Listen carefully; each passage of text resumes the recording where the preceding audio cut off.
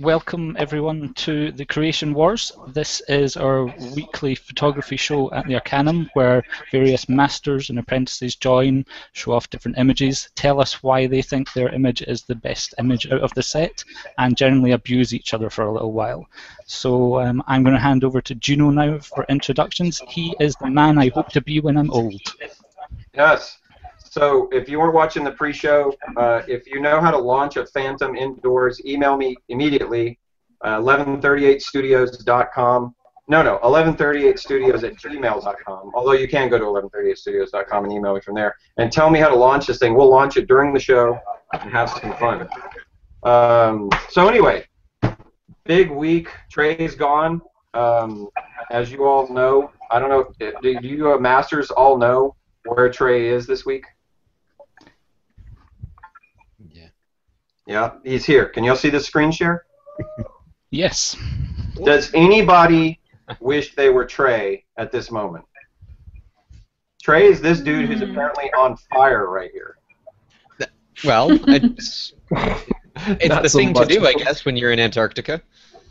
Yeah. So what do you do when you're in Antarctica? Like, everybody keeps saying, oh, you're going to come back with amazing pictures. I don't think so.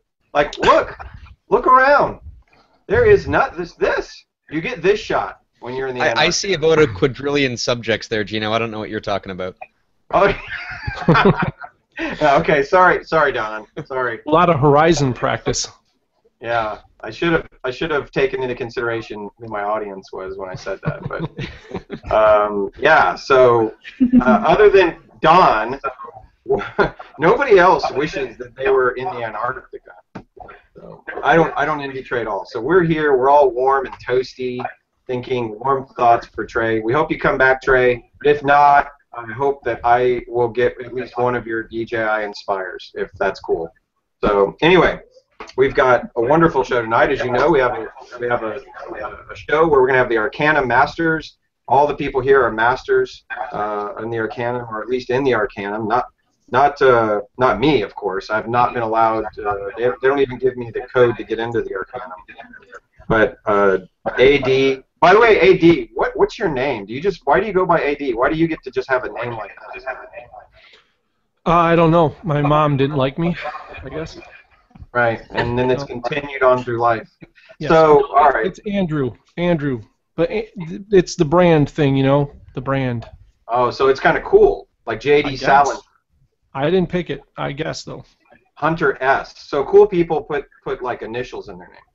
All right. From what I'm told. Yeah. All right. So next, of course, we have Don. Everybody knows, is it Kamarechka? That's right. Bonus points for you, Gino. See, you give me a picture, I try to know your name. That's how it works. Perfect. Yeah, things are pretty crazy over here at the moment.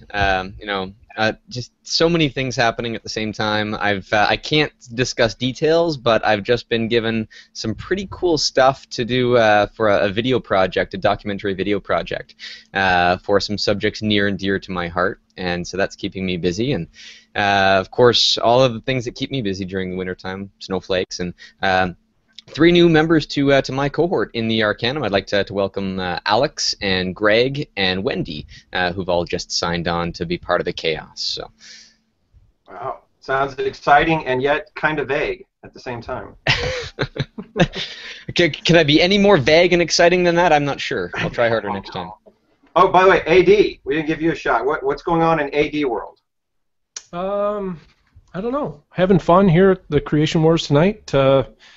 About to graduate another student into Sphere 2, which I'm really excited about. Got 3 folks going through the path of the Protégé program, which that's really awesome as well. Hoping to be masters soon. So, yeah, having a really good time and super busy right now. So, and people can find you at the explorographer.com, right?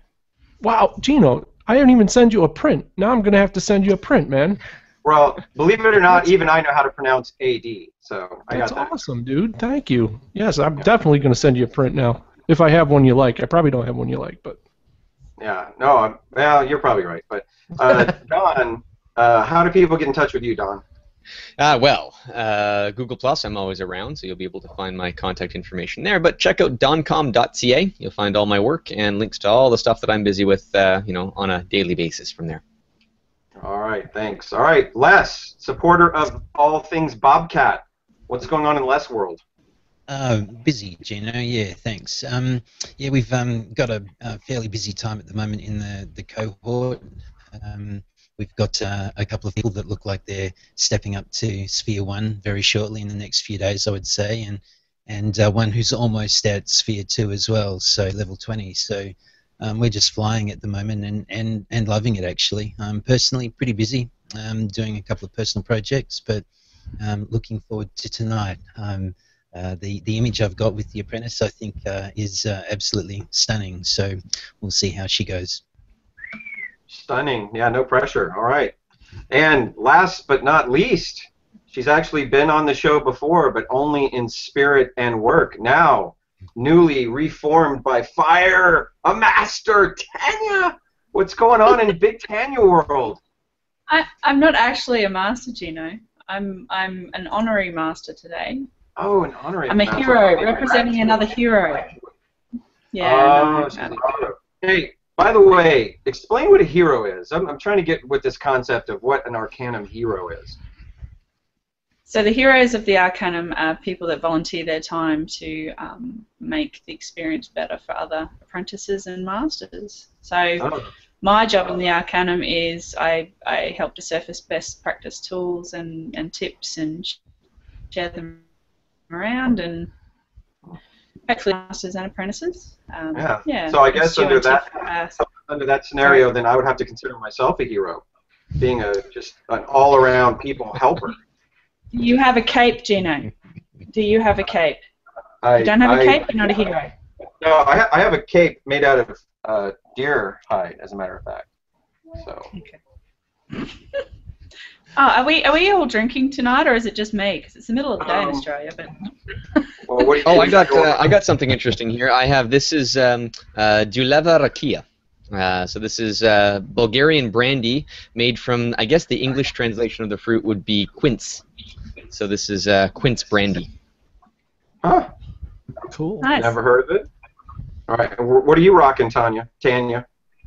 Miss Tucker? I am drinking, and I'm not biased in any way, but this is a 2014 Coolangatta Estate Semillon, which the 2006 version won the Sydney International Wine Show a couple of weeks ago. Won Best White Wine of Show, Best Light to Medium Bodied, and Best White Wine. Over 10 countries, 2,000 wines involved, and my dad grows that. So. I wish you hadn't said that part about your dad. I just upped growing the ante. I was going to say, how hard is it to win a wine competition in Australia? But then you threw that dad thing in. Now it kind of makes me feel like a Delta Bravo if I say anything about it. All right. International wine. Oh, sure. Tanya, how can people contact and find you if they wanted to look into all things that are goodness of Tanya? I have my own website now. Yay! TanyaWallace.com. You can find me on Google, Facebook, Pinterest, Instagram. That's a lot of Yeah. It's a lot of what? A lot of dashes in there. But anyway, all right, so that sounds good. Now, we also have with us the fabulous Tiff. This actually, I guess we should call her Sith tonight. Hey everyone, good to see everybody. Yeah, you can find me at tjgcreative.com, and at the moment I'm over here on Twitter making smart-ass remarks about Gino crashing his quadcopter on there.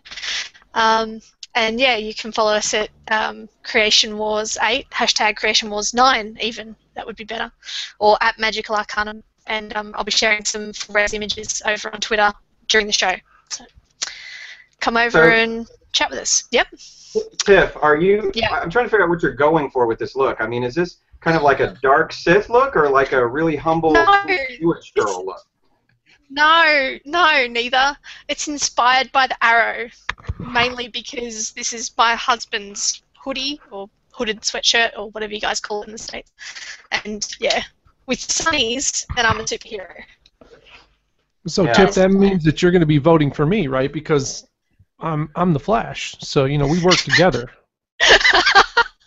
Possibly, Just saying. possibly. Just Except saying. there's like a whole other hero up that might have my vote this week.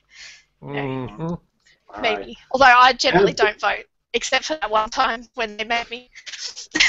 Right. So, of course, our co-host for the evening, the fabulous, wonderful looking Stu, he just got back from the Golden Globes. He hasn't even showered yet, apparently.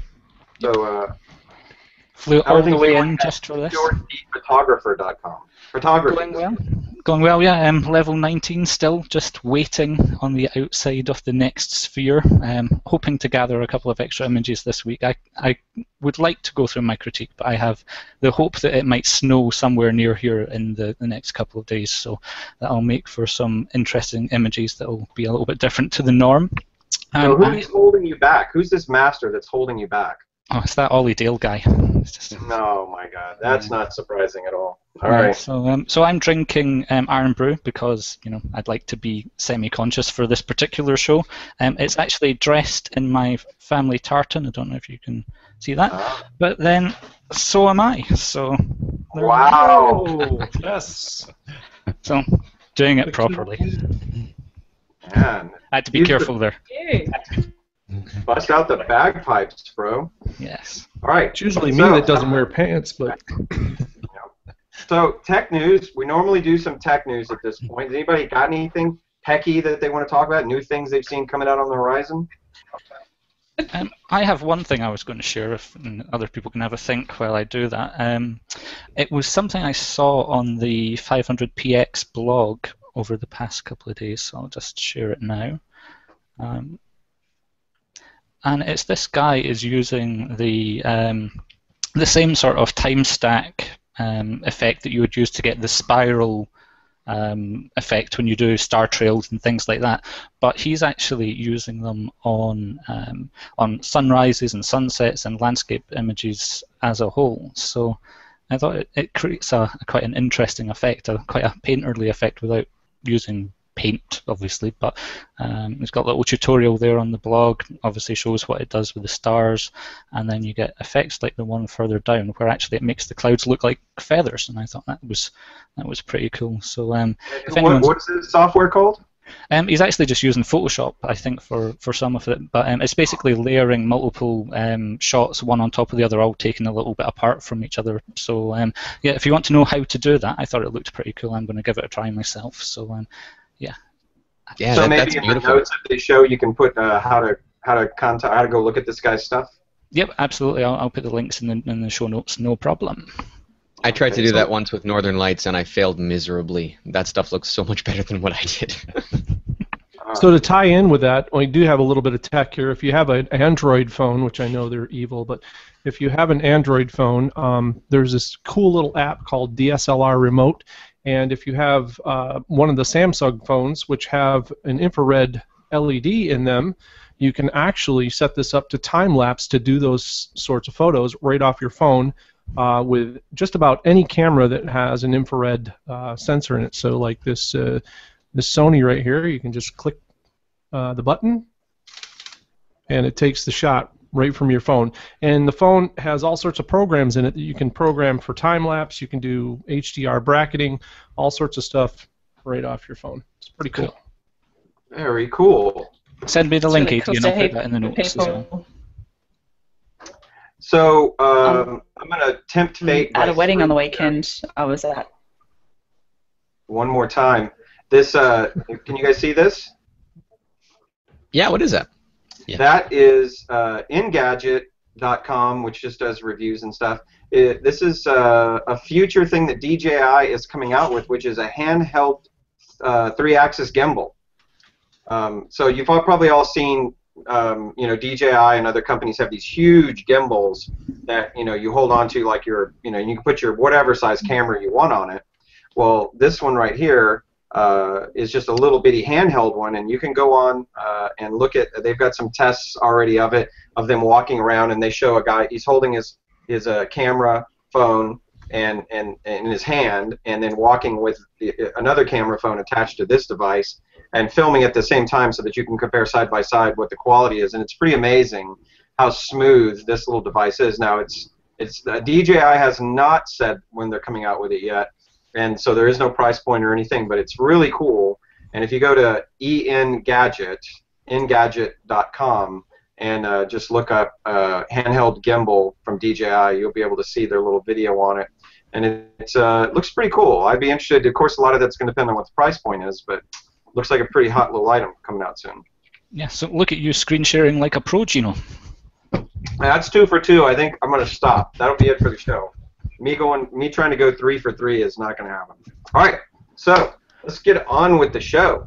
Now, before you guys even got on, our man Stu, he of the 2 articles of clothing, the tuxedo T-shirt and the kilt and nothing else, decided on the order that we're going to go tonight. So we're going to stick with this in the order that you're going to show your work, your apprentice's work rather, and then we'll follow the same order in the other masters critiquing it. So he decided alphabetically, so AD, and then Don, and then we'll jump over to Les, and then Tanya.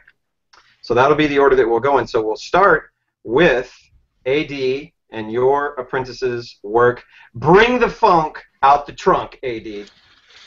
Okay. Sorry. Thanks That for beard's not going down a little muting slow. yourself while you did that. All right, guys. Tonight, I bring to the Creation Wars Lynn Wazicki. You got that? Lynn Wazicki. Remember that name because you're going to need it at the end when we do all the voting stuff. So Lynn Wazicki sounds like a name from the movie Grease, but go ahead. She may have been in that movie because she's so amazing that I would not put that past her at all.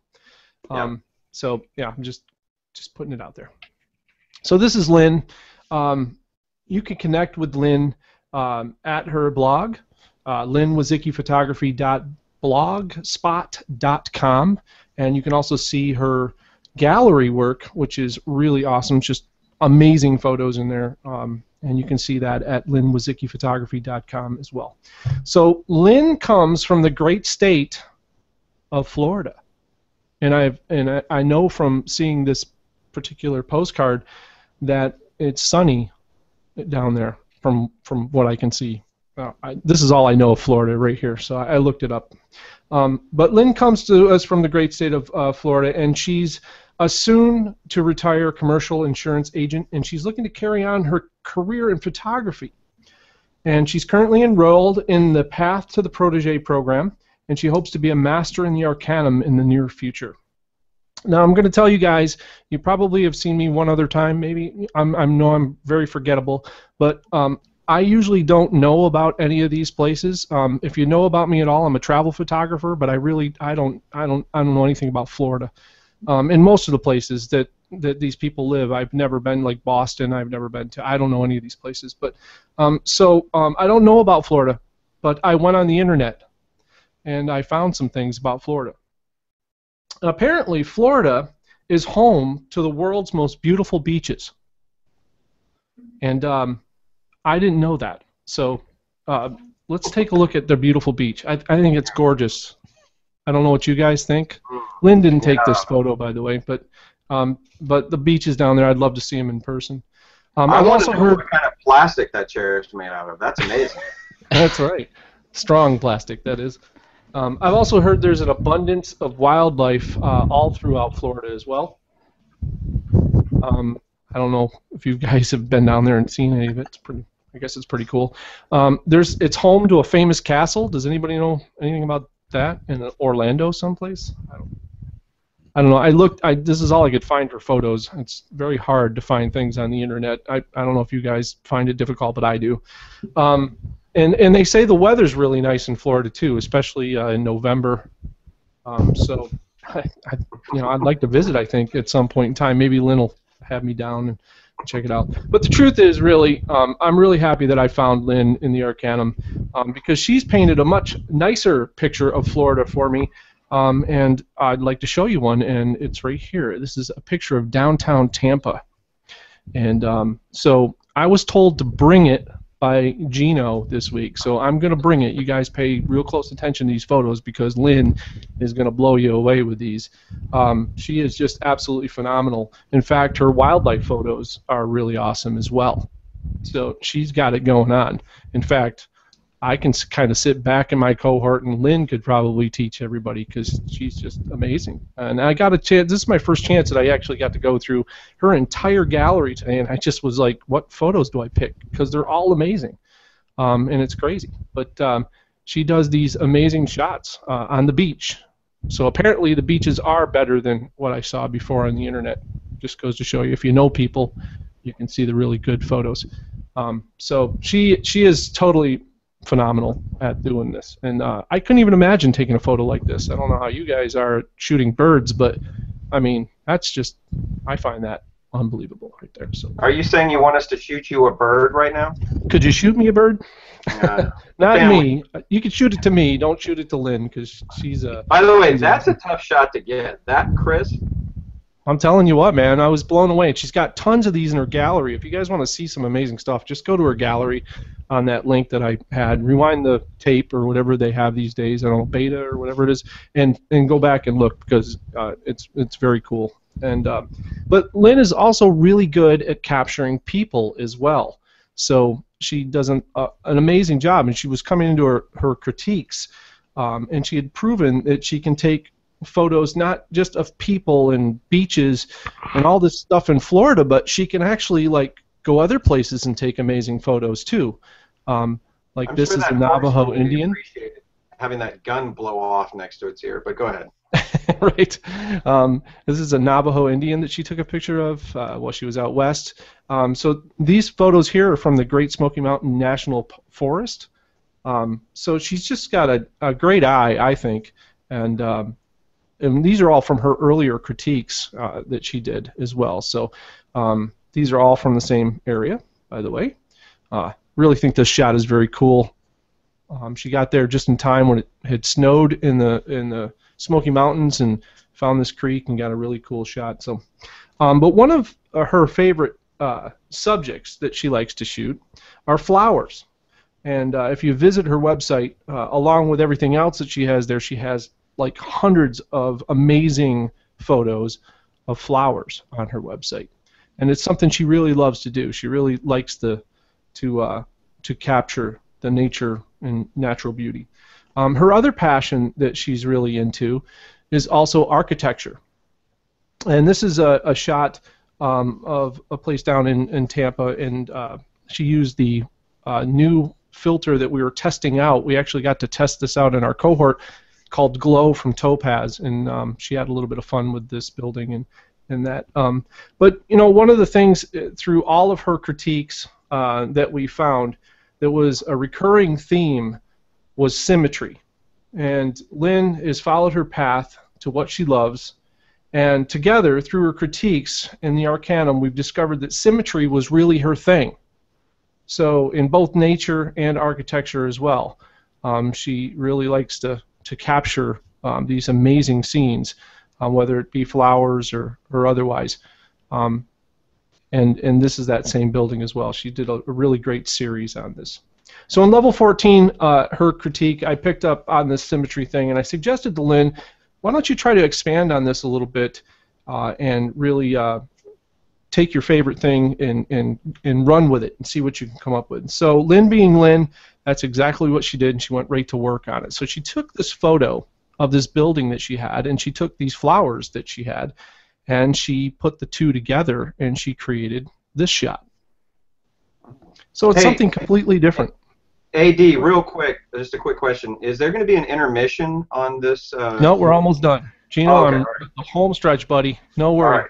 All right. No, I got to get a drink soon, so you know I have to stop at some point. So, so anyways, back to what I was saying here. You make me lose my place, which is taking longer. Actually, I'm just going to tell you. So, all right. Anyways, this was an outstanding study in her work, and through all of this, I've gotten to see a lot of her work. But for me, really, the work that really stands out is the photo that I'm going to show you tonight, and that's this photo.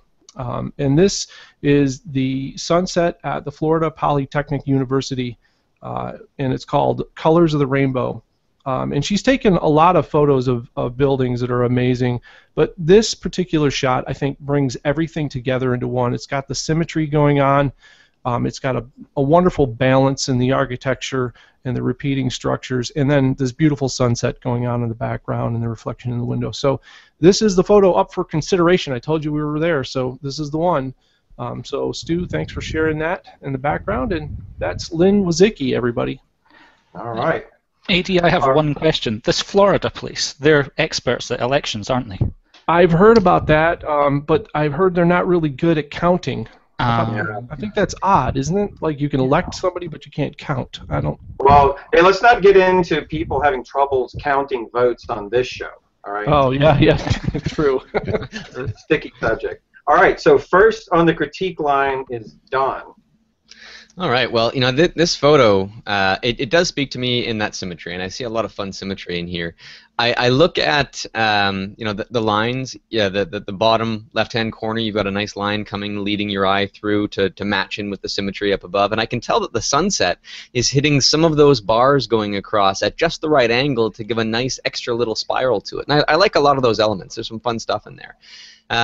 But overall, it does, I mean, it's an architecture shot, and maybe it's that architecture is maybe not my thing, but it seems a bit sterile. It seems like it doesn't have an element of scale, per se. I mean, I think that there's a stairway there, but I can't really tell exactly how big this is in comparison to anything else. There just doesn't seem to be a final conclusion as to where my eyes land. There's no anchor point in the image that I'd like to stop looking at and then start navigating around the frame again. Interesting. Cool. All right, Blaze, you're up. So I kind of think along the lines of Don with this. I like the image a lot. It feels pretty good actually, but my eyes don't know where to go. Should I rest at the stairwell? Should I rest at the door? You know, it's nice to look at, but it's almost a wow image where you printed this. Perhaps your eyes need a rest, and where do you go to rest in the image? So it's a nice image. I'm not an architecture photographer, of course, but it feels good, but it doesn't feel quite right. Actually, I think one of the others, I know it's a constant theme, but I think one of the other images you had before, AD, was maybe a little better than this one. But yeah, my eyes can't rest here. I'm not sure where to go. Cool. All right, Tanya. Okay, can you hear me okay? Yes. Having some Australian bandwidth problems. Okay. I really like this actually. I really like the colours. It's almost like a colour wheel to me. So you've got your blues, greens, reds. I really like the sunset reflecting off some of the bars down to the left. But I agree with Don and Les. But my eyes get a little bit tired. I need a place to rest, even if it was just a person stuck in there at the top of the steps or something. But yeah, no, I really do like it. Wow, that's I believe they call that damning with faint praise, AD. It's all good. All right. Well, Don, wipe that smile off your face because you're up next. Oh boy. Okay. So I want to showcase one of my I guess one of my very first cohort members here, who was actually in a Mason's cohort and then jumped over to mine because we had a previous relationship. He was in one of my macro photography workshops that I had held down in California. And so I want to introduce you to some of the work of Kirk Sullivan. And Kirk is he's a great experimenter in photography, and this is one of the things that I like about him and most of the people in my cohort, and I encourage this, is there's a lot of outside-the-box thinking. And so this is a shot that Kirk had done in infrared. And you know, photographing in invisible light is always a difficult challenge, you know, because it's difficult to pre-visualize, it's difficult to pre-process. There's lots of challenges to face. You can make beautiful, magical pieces within that kind of stuff, and so Kirk does some experimenting within that. You know, this is another weekly challenge that I had put up recently for silhouettes, and so he decided to manufacture a photograph of a plant and to backlight it and to play around with a bunch of different photographic techniques to build a photograph rather than just finding one. And of course, that's, pre-visualization is a skill that I encourage a lot, and so I'm glad to see that Kirk embraces that, and you'll see that again in the shot that I'll be presenting at the end of all this. But he does a lot of macro work, and I love macro photography. It's sort of running through my veins, especially this time of the year. And so he's played around with some very beautiful lighting in some of his work, and some very tricky challenges in macro photography when you're dealing with razor thin depth of field, and you have to deal with focus stacking, and you have to deal with moving subjects, and lighting images like this can be incredibly tricky. And so I was so happy when I saw Kirk post just a couple of days ago an image that really speaks to me, and it's along the same veins as this. A lot of the same elements, the technical challenges as this insect here, some kind of cricket, I would assume, but it has a certain magic to it. And so when I saw this, I thought to myself, well, this is a contender for the Creation Wars. And in an image like this, we have a plant of some kind, and a flower in behind looks like a dahlia. And the water droplets in this image are refracting an image of the dahlia that's out of focus in the background. So these droplets, the more circular they are, they act like lenses. And those little lenses will show whatever's in behind them, in this case a beautiful, colorful flower. So the alignment for a shot like this, the technical challenge to get the lighting right and not make the foreground more exposed in the background, it's a tricky shot to do, let alone the depth of field, which is so razor thin. And Kirk has actually gone the extra mile and done some focus stacking on this. So this is a 9-shot focus stack combined together to create the magic that you see here. It's a beautiful abstract piece of photography, I think, and I don't even think Les and Tanya, we don't need to see your work here, because I think we're done at this point. This is where we stop. All right, AD, release the hounds. All right. Well, I'm looking at the image in close up, nice and tight. Looks good. Everything is in focus, and you can definitely tell it's a focus stacked image. So nice job on that. The thing about images like this, and I see a lot of them on the net, and I think Corey White has done several of these in her water droplet photography, where she'll put something behind the image upside down and then do a water droplet and capture this perfect image in the water droplet. So with that said, it's a pretty high bar, and I dig the shot. Not really. The colors aren't, the green with the bright pink in the background might be just a little over-revved for me. I don't know. Maybe that's what it is. But it's an interesting image for sure. But whenever you do a shot like this, and I just did a bunch of critiques on a whole year-end's worth of photos, and I see amazing shots, but when you enter this arena, you really got to knock it way out of the park to compete with everything that's out there. So I think this image is probably 85% of the way there, so it's a good image, good try at it. I think it's something that really needs to, he should really keep going at and experimenting. And like Don said, that's a great thing to tell your cohort, is keep at it. I mean, you're definitely on the right track here, so that's what I got. All right. How about some less is more? So I'll go a little with what AD was saying. I like this. I've seen a bit of it now. I've only tried it a couple of times, and so I take my hat off to him for giving it a go, the way he's done it. I think there are a couple of little things that, a few of the leaves are a little soft in a sense, and the fact that it was focus stacked. As soon as we hear the word focus stacked, the bar rises straight away, because then we're expecting, in a sense, to see much more.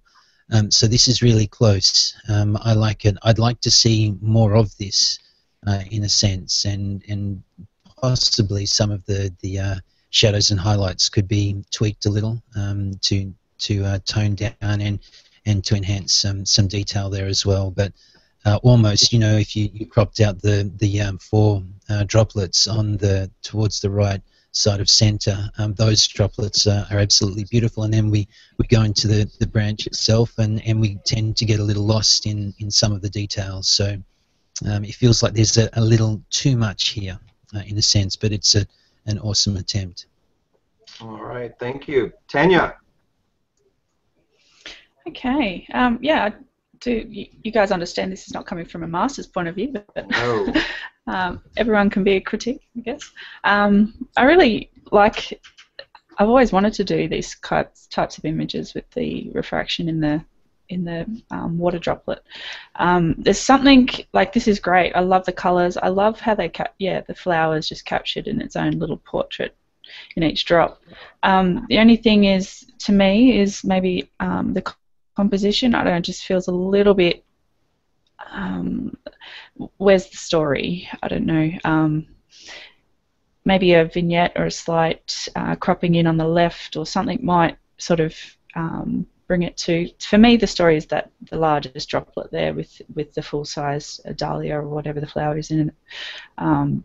But yeah, no, I really love how sharp it is on the full size resolution image. It's very sharp, and most parts are very sharp, and yeah, I like the colours. The green does clash with the pink a little bit, like AD said, but yeah, no, it's very well done. All right. Gino, I think we missed a key point there in that Don stole someone from Mason Marsh. Now, is that before or after he lost several shows, Don? That was before Creation Wars had started, so don't worry about that. But you know, I heard words great from AD, I heard awesome from Les, and I heard love from Tanya. I'm happy with that. That's great. Hold on, you'll have your work it on. All right, so Tanya, no sweat. I don't want you to feel any extra pressure because you're the first person to ever have had their image critiqued on Creation Wars and bring an image to be critiqued. Trailblazer, some people call you that. I just call you Tanya. Means the same thing. Yeah, pretty much. What have you brought for us? So I'm up next, am I? I thought I was last. You are. Okay. That's what the big intro was all about. Yeah. Les, is Les not had a go yet? No. I'm happy to go next. No, not yet. Yeah. Oh, you know what? It was supposed to be Les. You're right. That's so right, Gino. we're Men make mistakes. yeah. Well, going to you. It was a mistake. All That was right. her voice. Yeah, Les. Go ahead. The person I'm representing today is almost representing the feel of our cohort. We're moving fairly quickly with the way we're working, and it's pushing people a lot, and they're learning in leaps and bounds. And one of the aspects of the Arcanum that I particularly enjoy is the fact that it's steeped in older tradition of education, and yet we're using modern techniques to help everybody find their artistic mastery. So Andy Wolf is the lady that I'm showing some of her images today. She's an associate professor at Ohio State Uni, and that influences, in my opinion, some of her work, the thinking that goes along with what she does. So a few of these images today show some of what she does. She shoots a lot of Columbus, Ohio, and they have an awesome feeling to them. This is one obviously shot just before Christmas. Another one that she has here is again Christmas, and that was on our community banner for the month of December, as voted by the members of our cohort. We also have a level 4 image that she brought to critique, and in here there is a bit of a hint as to where things are going with the style of Andy's work and some of the techniques that she's using, and you'll see where I'm going with that in a minute. This one is a challenge image that she shot. You'll see that there's some texture in here, and yet you might be able to tell that there's a bit of an analog feel to this as well, and you'll see again that there is a bit of a pattern forming here. She is also uniquely one of the people that has her partner in the Arcanum as well, and Stephen is also a member of Mason's cohort, so Mason's getting a bit of a rap at the moment. The two of them shoot together regularly, and that shows strength, and I think that's one of the strengths of the Arcanum, is that we tend to hang around in groups, and our strength is all of us, not one of us. And so you see the story that's developing here as well. This is black and white, and obviously, and it's very analog, and it's very analog because it's actually shot with the Yashica.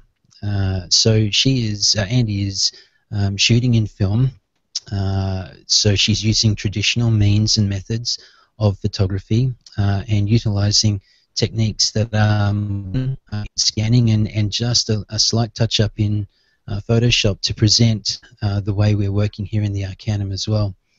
The next one, you'll see the image from Columbus. She has a terrific way of viewing the work that she's seeing and the story that's there. It's I love it. I absolutely love what she's doing.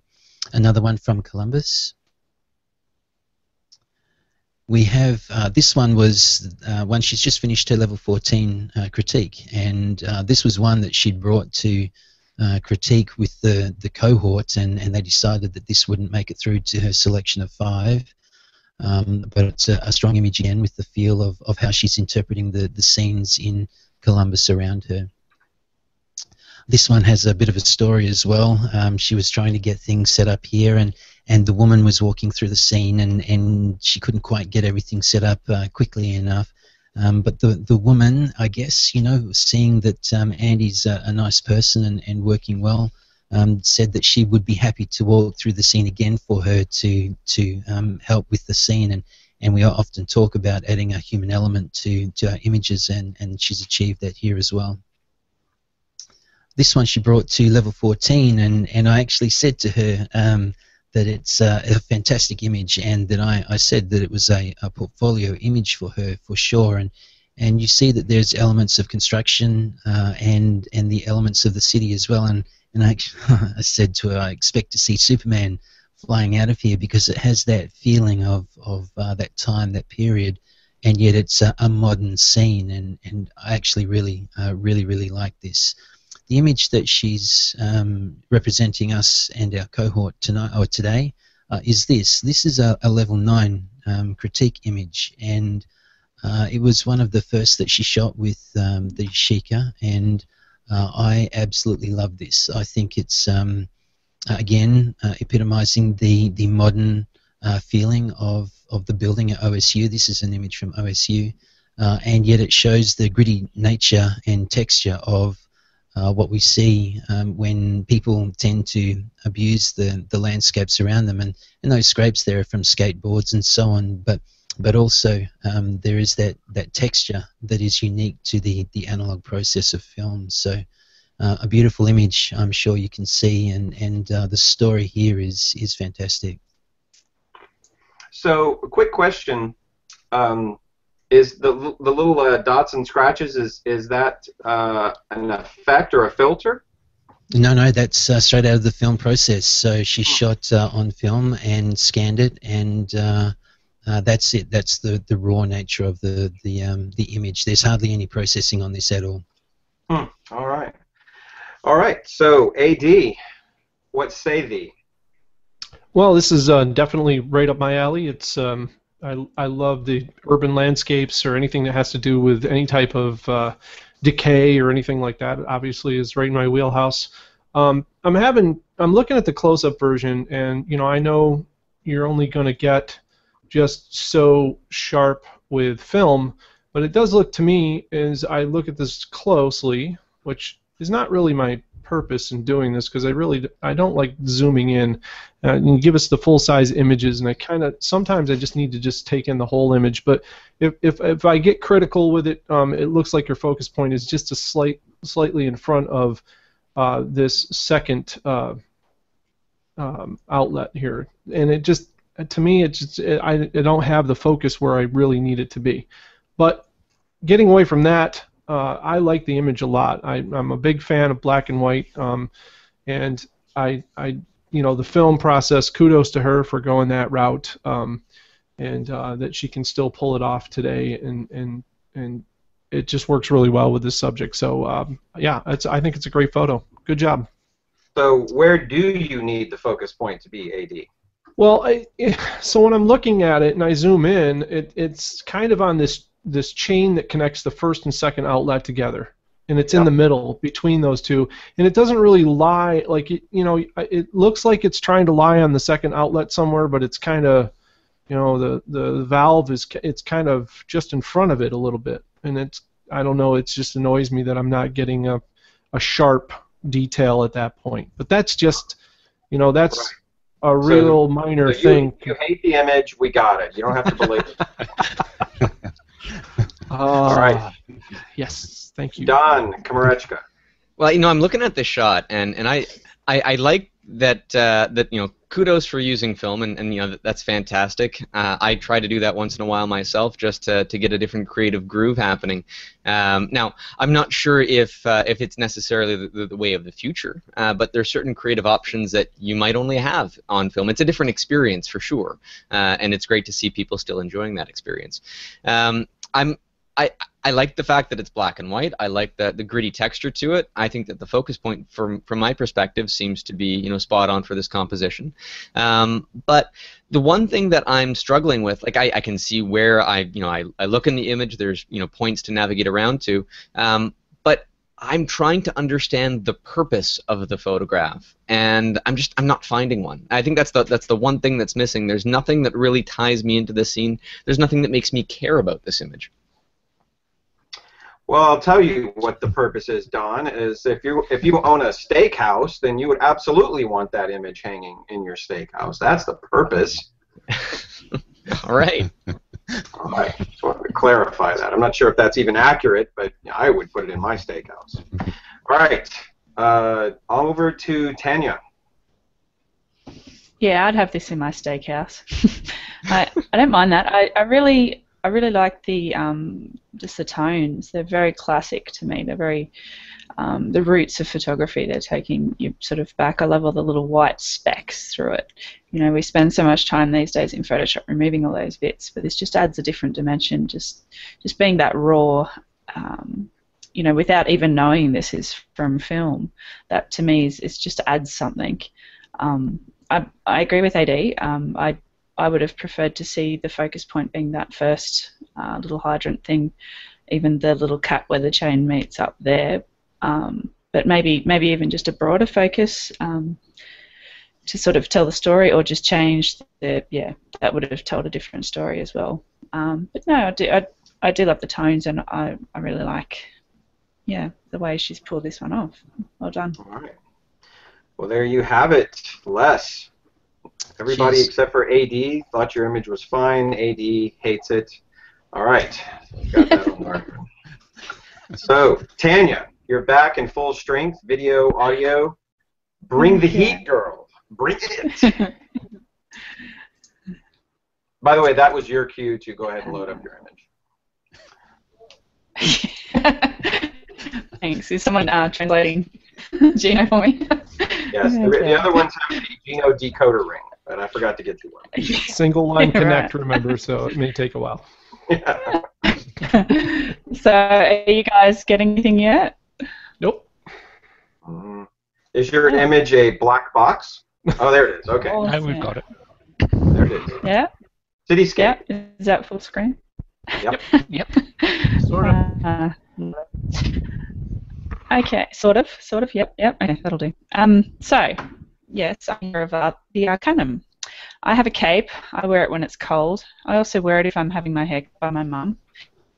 I'm a mild-mannered librarian like Stu here, minus a Scottish accent, and today I'm an honorary master, who is representing another hero of the Arcanum, Jack Thatcher. His real name is, in fact, the numerical Thatchernator, or TNT for short. Or he can go by the names Thatcheroony, Thatchertron, Thatchmeister, or Thatch, the name so nice you see it twice. However, as more commonly known, coined by Trey Ratcliff, he is simply known as Thatch. Let me start by just saying how jealous I am. Here I am sitting in the sweet purgatory, otherwise known as the Level 20 Lounge, masterless, waiting for my next master to pluck me from the abyss and take me to new heights, and even squeeze me to their bosom and tell me everything will be okay. And here Thatch is, currently lounging about with two masters. His new master, Robin Grigswood, fighting till her last breath to obtain him, with pool cues no less, after his longtime master James Brandon steps down and finally agrees to let go of one of his star apprentices. If you're asking, yes, he really is that good. While I cycle through some of his works, here are some couple of fun Thatch facts, brought to you by Heroes Are Us for all your spandex needs. So Thatch plays ice hockey. Right on. He loves any type of music. He says, literally, I can listen to any kind and like it. Wow, that must even mean porn and elevator music too, Thatch. I'm impressed. He loves fantasy stories like Lord of the Rings, Harry Potter, and the Kingkiller Chronicle. Jack Thatcher may not actually be his real name. Wow, that one's really messed with your heads now, hasn't it? Thatch also helps to lead photography workshops all over the world, including Ireland, Yosemite, Yellowstone, Arches National Park, and San Francisco. When Thatch isn't carrying out his hero duties under the title of learning, doing such things as supporting the rich learning experience by working with masters while creating discipline-specific leveling guides and many other jobs, he has been a humble apprentice. I'm pretty sure he's just finished his level 9 critique, so I think he's at level 10 at the moment. He is really soaking up all the goodness the Arcanum and his master James Brennan has to offer him, and it shows in his work. I will read his first post to his new adopted master and cohort. This is truly an amazing group of people with a great vibe. I'm so happy that a handful of us from James's group were able to join in with you all. I can honestly say that I feel proud to be part of this cohort. I will hang the RGW flag high. A little about me. I'm 31 and live in the San Francisco Bay Area. I've lived here my whole life. I've been married for 3 years, and my wife and I just welcomed our first child to this lovely planet. Our baby boy is currently 3 months old. My primary goals in life are to enjoy the positive and beautiful things this world has to offer, while not dwelling on the little things that can often get people down. Basically, stay positive. In conjunction with that, I strive to be the best husband and father I can be. And on that note, we'll fast forward the part where he steals his wife's camera, which he got her for her birthday, therefore taking the plunge from film age into digital age photography. I basically just wanted to capture beautiful moments in time. I call it collecting fragile moments. I mostly shoot and process colour landscapes, seascapes, and architecture, but I've started to venture outside of my comfort zone as I've been here in the Arcanum. That is why I've picked this image to represent the almighty hero Jack Thatcher today. Yes, I could have just blitzed you all with one of his amazing landscapes, but I thought this image was a great way to show how successful you can be when you try to achieve something outside of your comfort zone. Plus, it kind of looks like kryptonite or something. So, what is it? I'll let you ponder on that quandary momentarily. What I love about this image is the contrast in shapes. I love there's absolutely no distractions whatsoever. The composition is superb. There's no blown out highlights. The balance of blacks and whites is divine. But really, could you expect anything less from an immortalized hero of the Arcanum shadows? This image is unexplained, yet certain. It is curious while still making a bold statement. And doesn't this image just scream victory? When you vote today, you will not only be voting for the heroes of the Arcanum and showing him how much his tireless work behind the scenes means to you, but you'll be supporting not one, not two, but 3 masters. His longtime master, the great James Brandon, his brand new master, Robin Grigswood, and my old master, the mighty Karen Hutton. Now really, you want to piss off that many masters? Not to mention the 4 heroes here, plus the 2 not here, and around 550 odd apprentices who Thatch represents today, working hard under their own masters. Thatch also heeds the cries of the masterless. He stands for truth and justice and about 3 hours of solid sleep each night. He is not Groot, he is Thatch. And if you don't award him his talents, I'll have to get the Hulk down here. Wow, you know what? I respect that so much because she did that from memory. So that was that is what you call channeling Karen Hutton. yeah. Yeah, only she would have to have done it for twice as long to have been a true Hutton-esque moment. But can I just say I forgot? This, if you want to know what this actually is, it's a. Oh, I stopped sharing, didn't I? Oh dear. Yes. Hold on, I'll get it back.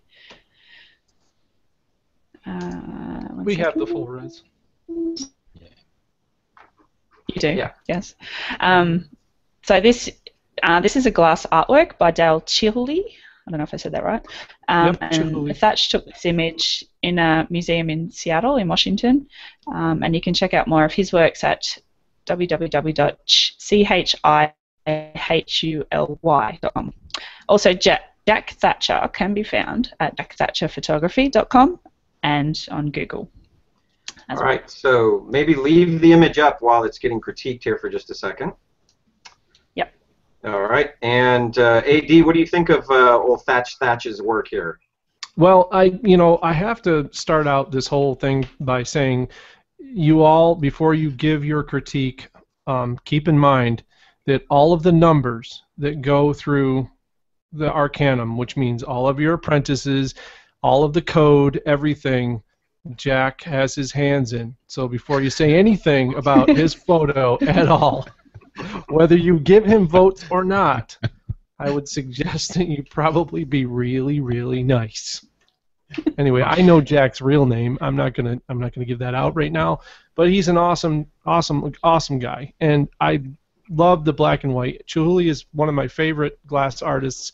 We are literally just 10 minutes away from the Corning Glass Center, which is, they make all of your Gorilla Glass and everything.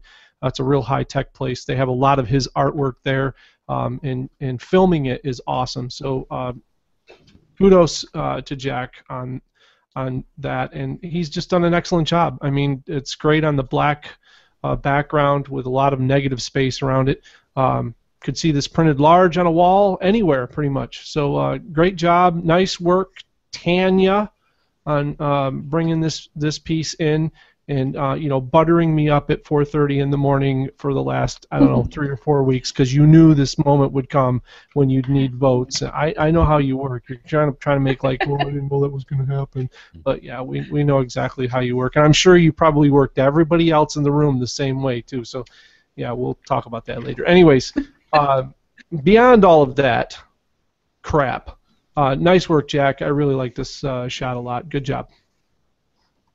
All right, so you really are afraid of Jack Thatcher. That was a really interesting little kiss up there. All right, Don. Well, I'm looking at this image, and I like it as well. It works well in black and white. It focuses on the textures and the lines.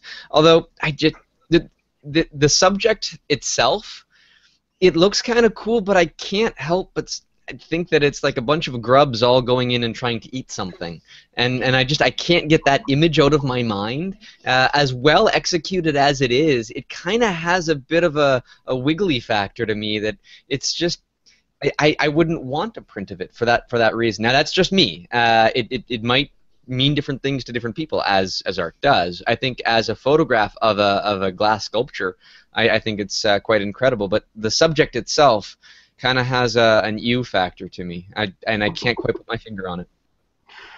Okay, that's You should wonderful. see it in color, Don. I should see it in color? What is it in color? You look it up on the internet. It's just see it in color. Okay. Yeah, it looks even more like grubs. That's what he's trying to say. All right, Les. Okay, so the image that we're seeing on the screen share looks awesome because it's on a black background as well, but the high-res version that we've got, this is a real nitpick now. Tanya said there's no blown-out highlights. I'm not 100% convinced. And as I said, this is a nitpick. I do like the image a lot. The textures grab me straight away, and a lot of the highlights towards the bottom half of the image are screaming at me, and I love that. But the nitpick for me is the highlights, and it doesn't actually look like it's a symmetrical crop. That is, the right edge doesn't seem to be as even as the left edge, but you can't tell because of the screen share. But the high res version that we've got shows that, I think. But I do like this, Jack. Yeah, I do. But it just, as I said, nitpicking a little bit. But it's it's what I think. I'll second that, Les. When I'm seeing it in the screen share, I like the greater black space on the left and the right compared to the high res, which is more of a vertical shot. But I think that having a bit more negative space around it improves the shot, like we're seeing it in the Hangout. Yeah, that's what I was looking at too. By the way, is I was looking at the landscape version of it rather than, I didn't realize it was in portrait till I actually opened up the the chat window and saw that. Yeah. Well, do your Can I just homework. mention? man. I didn't mention, but I meant to say that it doesn't have any purposely blown out highlights. Whatever blown out highlights are there, he's done that on purpose. And also, the bugs coming for you, Don, is if you don't vote and give him all your talents, that's your brain in there. Oh. I've been warned. Okay. My oh my. You'll be extradited out of Canada, brought down to America. She brought the red lightsaber with her. Yes. All right. So if you could all share your image one more time, and then we'll go in reverse order, and give you a one last chance, maybe less than a minute, to make your case. And we'll start with Tanya. Your last chance to give Thatch all the love. Thatch all the love. Well, I honestly think this is not something I'd hang on my wall, but this gets me thinking. And to me, art is that. Art stops you and it gets you thinking. If you can see bugs crawling in and eating your brain cells, then that's awesome because it's getting you thinking. Art to me is not walking past something without a second thought. So I really think Thatch has captured this glass sculpture with some emotion, and even though the cropping, you can be picky, but it's, to me, the subject and the way he's taken out the background distractions is what does it for me. Yes, and if you were listening to Pink Floyd's The Wall while looking at this image, imagine how you would feel. All right, Les, what say thee finally? Okay, so with this, I think, as I said before, it embraces what the Arcanum is about, using analog or old techniques to get across a modern message and utilize the everything that we have available to us today. And I think that's what Andy's got here, a modern building with modern architecture sitting there in front of us, and the analog feel, which I just adore, and the black and white. As Tanya said, the tonal range is outstanding here. So my hat's off to Andy for actually doing this and making it work the way she does.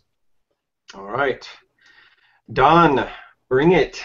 All right. Well, as I'd mentioned before, Kirk was experimenting with a lot of different things, and I think that this particular image just came out like magic. It is a concept that is executed by many photographers of many different skill levels, and while some people did say comments that you can up the ante in shots like this, I'm not going to say that's untrue, but the same can be said about every single image in this competition. I think that this is a valiant attempt, a great experiment, and the photograph has tons of both artistic and technical merit going behind it. I want Don representing me in my future trials. All right. AD, what can you say to top that? Well, I'll put it like this to you guys. You're not voting on the master tonight. You're voting on the apprentice. So you remember all the things that I showed you and all the other photos. I know it's a common thing for folks to say, yeah, you should have probably picked that other photo. Well, you know what? We're not voting on the photo. We're actually voting on the apprentice. So think of those other photos as well as this photo. This is just my choice. This is just what blew my mind. But that doesn't mean anything. Lynn is an incredible artist, and I think it shows in all of her work. So you're really voting on the entire body of her work and not just this photo. Wow. I like the fact that you're playing fast and loose with the rules there, AD. Very nice touch. Very nice.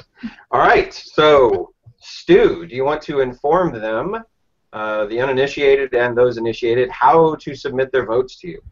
Okay, so appearing in the chat window now for those who are voting is a form. There's instructions on it. You should stop screen sharing just now. That would be a good start. You have 5 talents, otherwise known as points, to spread amongst the other masters. Give yourself 0 points, and then if you fill in the votes, send them through. I'll count them up while you guys chat, and we should be good to go for a winner. Excellent. All right. So does everybody, have you received your little form? Is everybody having problem? Is anybody having problems getting the form, I should say? Oh, looks good. No. Darth Tanya. All right. Jeez. She's going to vote with the mask on. This should be an interesting vote. Stu, Yeah. you must let us know who doesn't do this right too. I think this Absolutely. forum is pretty much foolproof, though, isn't it?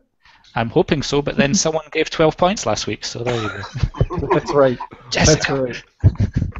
I laughed about that for about an hour. So, while we're waiting, a couple of questions. One, Don, what is sticking through your blinds behind you, man?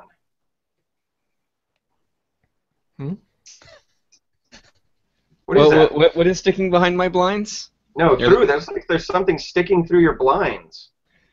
Sticking through my blinds. Oh, that is my window is open, and that's just a little thing that has the lock on the window.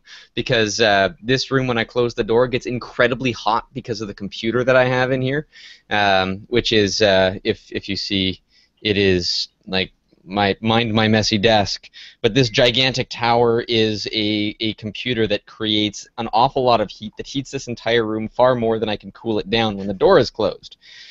So. The window's open.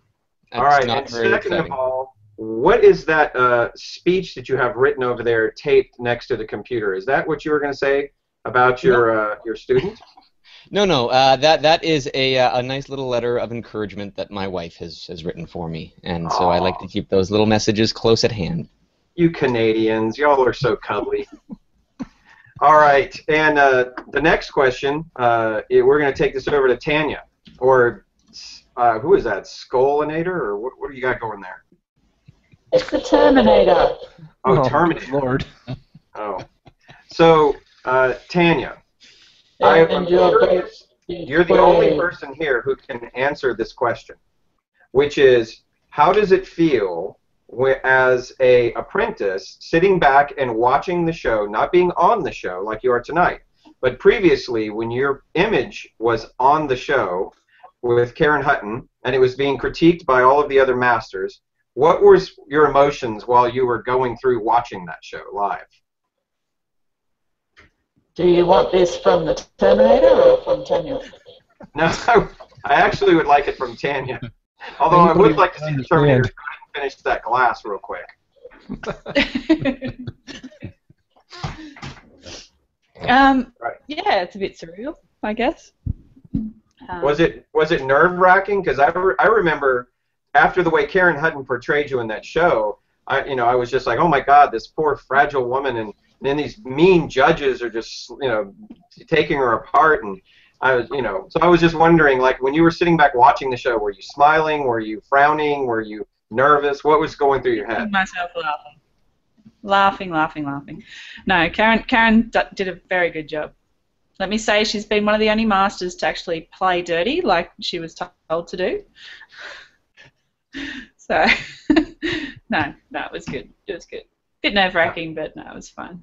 All right. Well, I do appreciate masters playing dirty, and just like AD tonight, he kind of like shifted the rules there, and like, don't worry about this image, and don't worry about me and how I represented my student.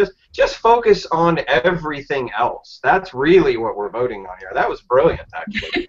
It's like O.J. Simpson would have definitely not served the day in jail with you serving as the order. When it all comes down to it, it's about the apprentice. It's not about me. I'm just a representative. I'm Johnny Cochran. That's all there is to it. Can people see the look of complete despair on my face? Oh no! What happened? Oh no! Did I know you were being Did I do a laugh? distracted. No, I know that Well, you were being votes. distracted, Dawn, but you need to resubmit your vote. I need to No. resubmit my vote. Yes. What? Three Typing my points name in came Morse code doesn't work? through. No, it's the missing votes that are the problem.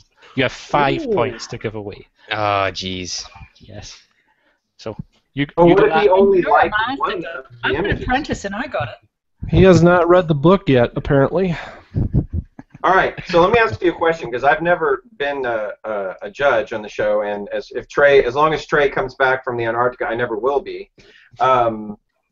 You have to give one of them 3 votes and 2 of them 1 each. Is that right? 2 and 2 and 1. As long as you give out 5. Okay, but you can't give 5 to 1 and 0 to everything else. 3 is the maximum can. you can give to an image. Well, 3. Yeah, 3. 3 is the maximum. Okay, I got it. I've corrected my vote. All right. Changed the result. All right. So we are Good. Giving it moments all away. proper winner. All right. So the votes are all in. So I'm going to say, checked, and double checked currently. So on you go. I'm gonna make my guess. Which, by the way, I've never been right. My guess is not based on which picture or which image I think is the best image, or which student is the best overall student with the greatest body of work, as AD would have you think. But rather, what I think the other judges think is what I'm basing this on. So I'm going to guess that the winner is the one from Les. That's my guess. No. That's a kiss of death, by the way, Les, because I haven't been right yet. Yeah, thanks. You were going to win it Alice. Yes, Steve's over there erasing the vote right now.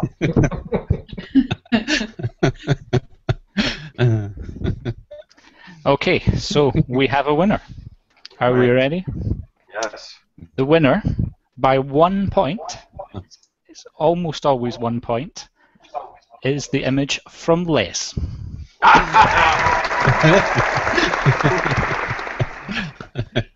Oh wow! Thank you. Thanks. Oh, That's no, really no. cool, Andy. Yeah. No, Bring it back up, Les. Andy's really good. Sorry. Bring I'll it put back up again yeah. so people can see it. Yeah. Yeah. Yeah, and don't say thank you, Les, because it has nothing to do with you. In fact, it has almost nothing to do with even your apprentice or that image. It's everything the apprentice has ever done leading up to this night that was actually being voted on.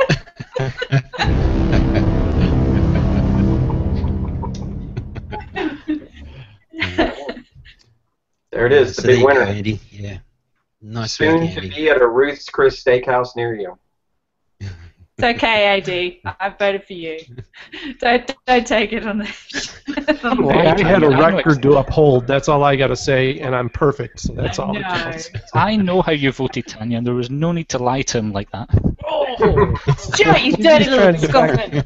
She needs someone to talk to at 4:30 in the morning, so she's trying to get on my good side. Well, there He's it is. got leopard print G-string under that kilt, you know. How do you know that? The hidden camera. Yes, All right, well, that was a pretty interesting show. Everybody brought the funk and brought the heat. That was really nice. Appreciate all you guys and your cohorts working hard to bring us good, high-quality images, and then you guys tearing them to shreds and ripping their hearts out for everybody's amusement. It's always fun. Shall we go to People's Choice now from Tiff for a little update from the net? Yeah. What do the people say, Tim?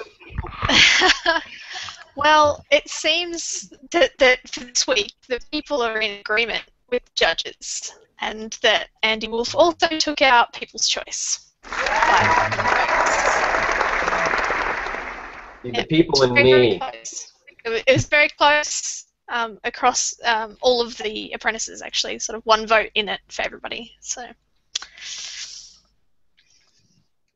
Super Tiff, bringing the people's vote.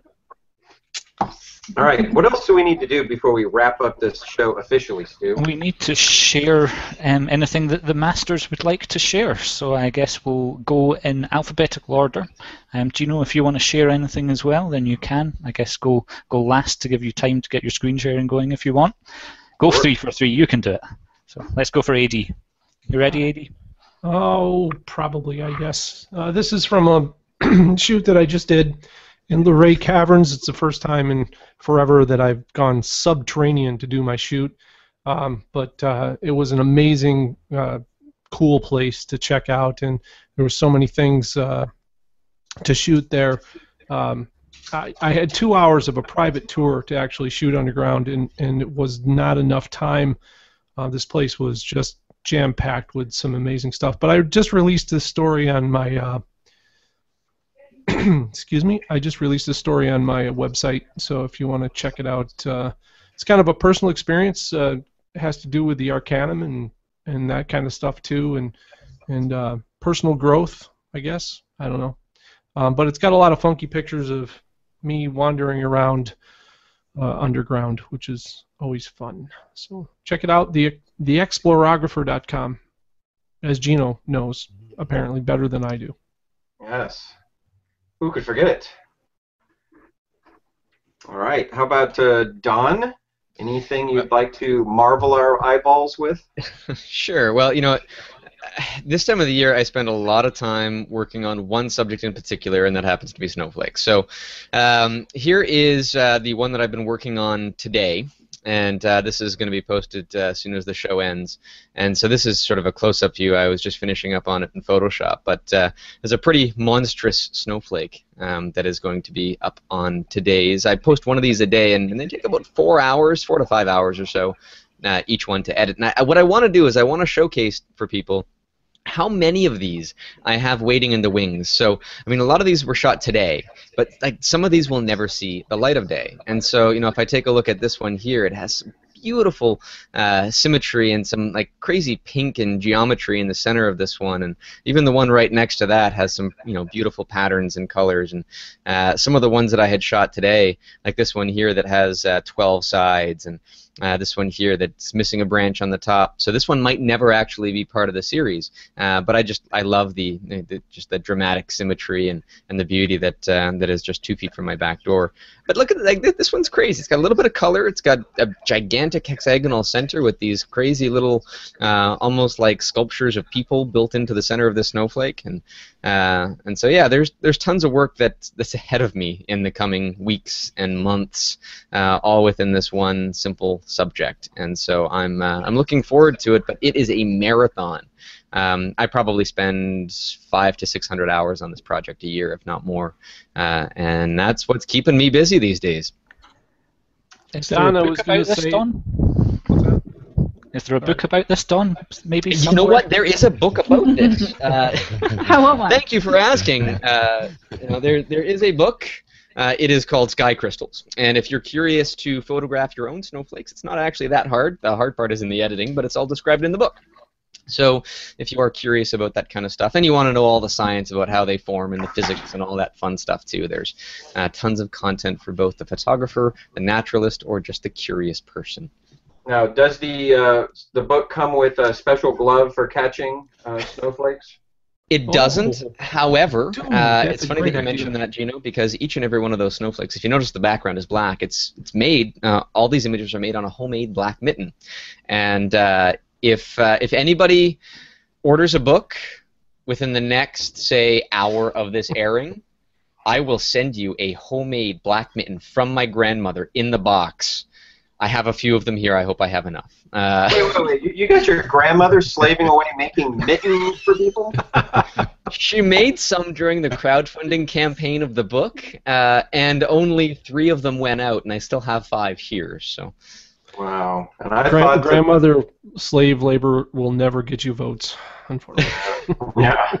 You just lost It was a all labor that, of love. ugly She Canadian volunteered stuff, for I said. time. They are made with love and sincerity, people.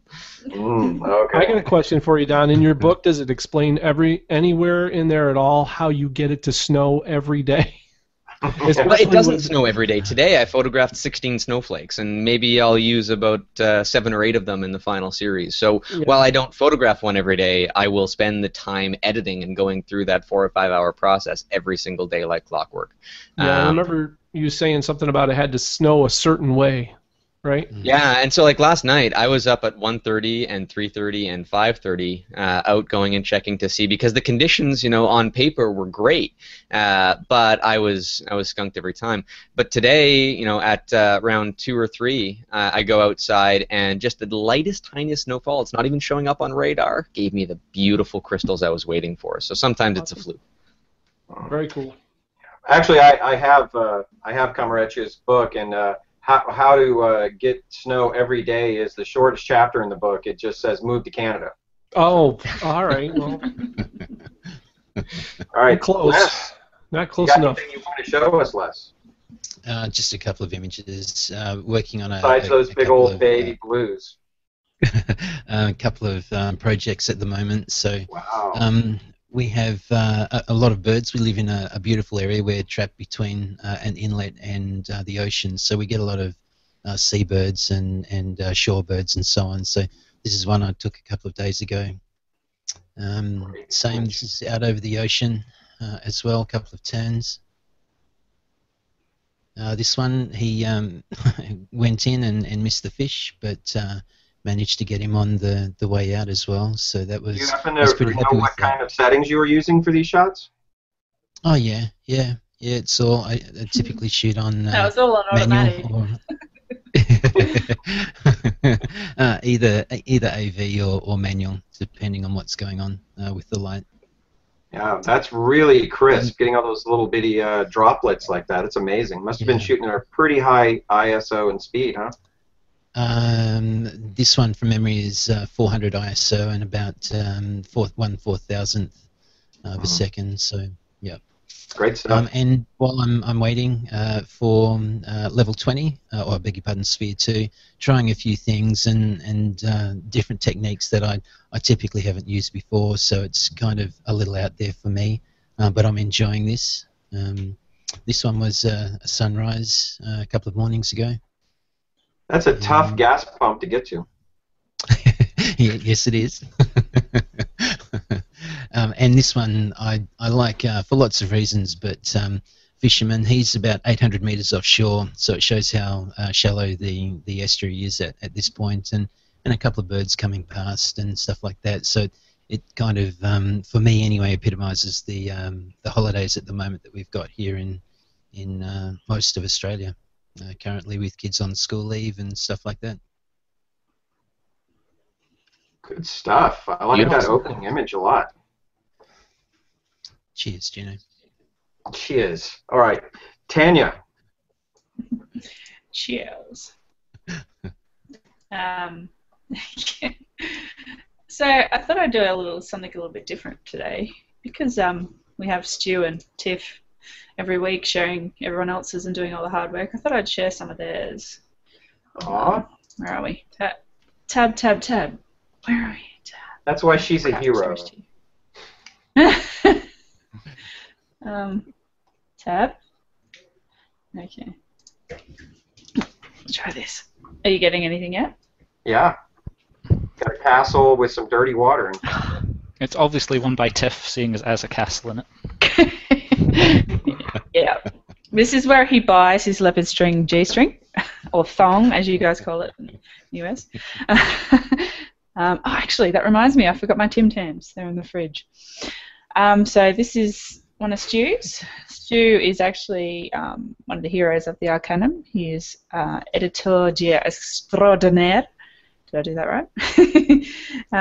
So he, I'll just read his description. He tirelessly combs the Grand Library for editors' picks and works magic with the Arcanum Chronicles, newsletter, and e-magazine. So where's this one, Stu? Just outside Glencoe, at the east end of Glencoe, standing in the middle of a river as always. I want to live there and there. That's cool. Oh wow, that's a great shot right there, Stu. Beautiful. Yeah, it was rather that's windy that day. It's standing on the top of a hill, and it's basically a wind tunnel coming down, and there's hills on either side, and yeah, clutching onto the tripod and trying to use myself as a windshield and failing a little bit, but it turned out not too bad in the end. I believe that's the Green Hills of Dover. Is that near Isle of Skye? Almost the exact opposite end of the country. That's what they look like before they get washed. Yeah, they're really full of algae in this picture, but later they'll be clean. Yes. Okay. Also, I stole all these images, by the way, too. This is one of Tiff's. I really like this. This is really cool. So Tiff here, she's the herald of the Arcanum. She works tirelessly every week, doing all the Twitter stuff while we're on the Creation Wars. She helps the followers stay connected through Facebook, Google, and Twitter, and I think a couple of others. She also ensures that every soul that applies to the Arcanum can share in the Arcanum in some way. So Good on you, Tiff. Leaving it open. So yeah, I really like this one. This is I think this is Tiff experimenting. But who was your model in this one, Tiff? Sorry. Just a friend of mine, so not a professional model. Yeah. So how did That's you very get cool. her? Did she leap up and then you just inverted it 90 degrees to the left, or how did you get that shot like that? Well, actually, the original shot was taken out in the woods on a stump, and so it was upside down, and I inverted it from there and removed the stump, and then brought in the clouds and played around with it and stuff. Tricky dicky. Yeah, I think it would have looked better. Yeah. I think it would have looked better if you'd have left the stump on her back and his face. You know, I didn't think about that. Especially when I was trying to cut her out and I was tearing my hair out, because this is all new stuff for me. So yeah. Well, very well done. Beautiful picture. Yeah, it is. It's gorgeous, Tiff. Another one of Tiff's. I know Tiff doesn't live too close to the coast, so she doesn't have the option to sort of drive 5 minutes down the road like I do. So this is pretty stunning. Taking that into consideration, she doesn't visit the beach that often. So yeah. Was that just a long exposure, or did you have an ND filter there? Yeah, both long exposure and ND filter, and kind of a mixture of shots to get the water how I wanted it and the sun and everything. So and hand blended. It's not proper HDR or anything, just hand blended between the two exposures. So yeah. Beautiful. Thanks, guys. Also, I actually went for a photo walk with Mark Kelly. His nickname is Ned Kelly. Australians will know what that means. For you others, Google it. We went for a walk down in Nowra. This is down on Shoalhaven River. This is my son on the right, my other son in the water, and my cousin's daughter here on the beach a couple of weeks ago. My son on the beach, just having a bit of fun because, yeah, it's summer over here. So, no. We don't get lovely snowflakes like you, Don, but yeah. Also, I just while I'm here. Stand just as easily, you know. Yeah. Well, that's super high macro, isn't it? Can you imagine? I just wanted to share. Sorry. No, I was going to say, can you imagine with Don's horrific ADD if his thing was photographing sand and he lived on the beach? He'd be lost out there. We'd lose Go Don. through every brain. Yeah. So I just wanted to share. I just thought it was really cool how photographers these days are putting out some really good blogs. This is Peter Giordano's website, but he pops a blog in there every now and then. Who's this guy? Peter Giordano. He's Who? in case you don't know, he's your boss. So yeah, that's just some of his blogs there. My good old Aussie internet. Also, Karen Hutton's blog. She does some really good ones. Oh look, there's me. No, I didn't mean that. Yeah, I did. So yeah, I honestly think there's good value in signing up to blogs these day and age. The good photographers aren't going to spam you. They get some really good content out. Sorry, you don't want to see my speech, but I had Gino sort of spoilt my other one. I was going to show a couple of Treys from Antarctica. If it decides it wants to load. Let me guess. So, it's a bunch of ice. Yeah, and some guy is on fire. Believe it or not. Yeah. I have a freezer here in Texas, and when my drink needs a little ice, I just go to that. So no need for the Antarctic. Well, it's warm over here, so my swimming today. So this is we like the ice. So Don, keep those snowflakes coming.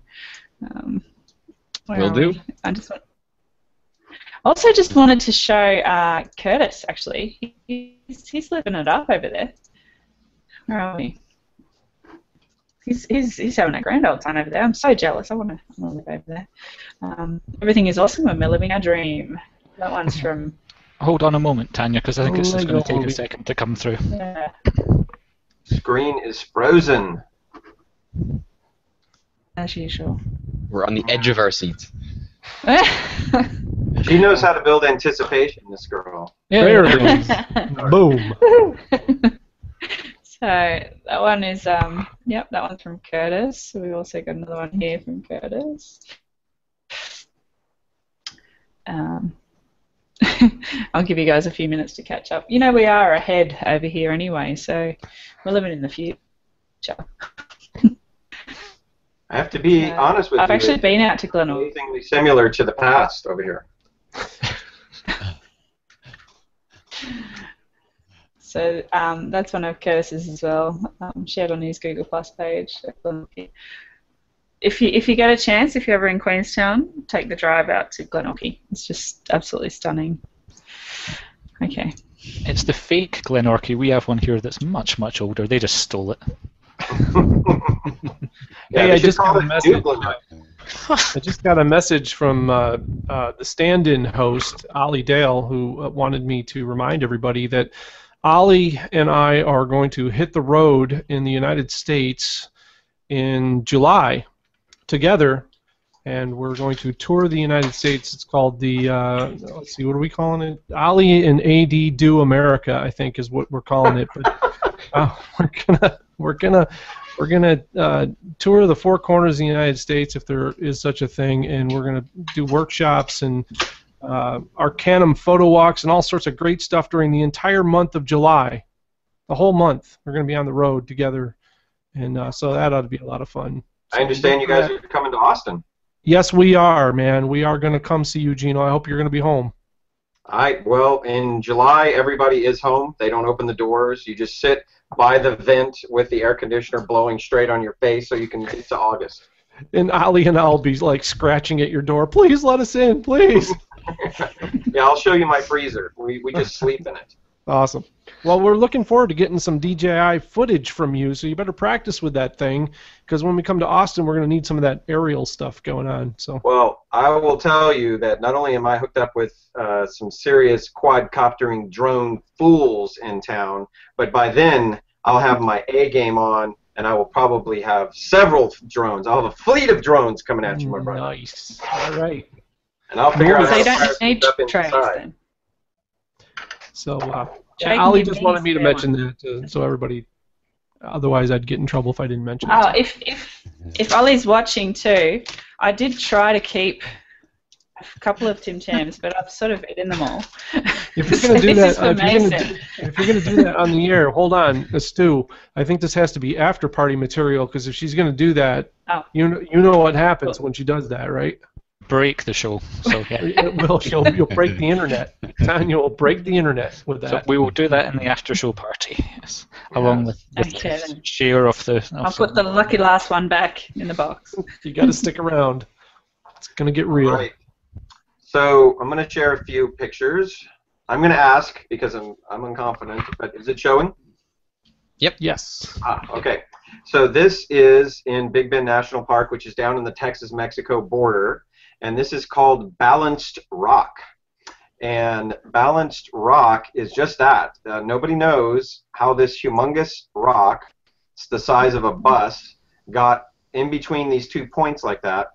I'm going to open up one more image just so you can get a sense of perspective on the size of the rock. So this one, you can see that's me on top of it.